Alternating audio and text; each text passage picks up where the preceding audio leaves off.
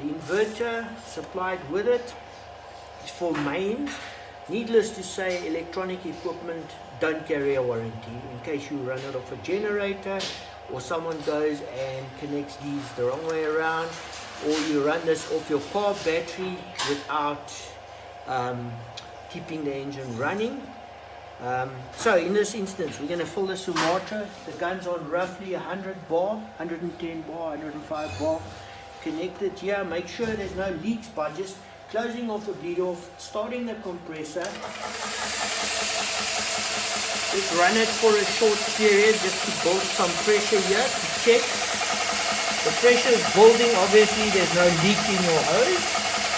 It's now equalized, the gun's on 100 bar. And so the compressor is now starting to fill. And just keep checking for leaks. Over here is the burst disc. The compressor will not turn off when your gun is full. Guys, don't confuse PSI with bar. 3000 PSI is 200 bar. This gun is only full to 200 bar, and you'll clearly see the gauges marked where it gets red at 200 bar. Don't exceed 200 bar. Don't get confused between PSI and bar. So the gun's filling now at the moment, and I can't feel any leak coming out anywhere.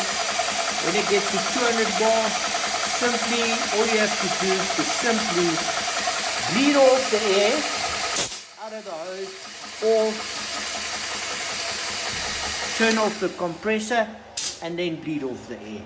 Then it's safe to remove the nipple out of the gun. As easy as that.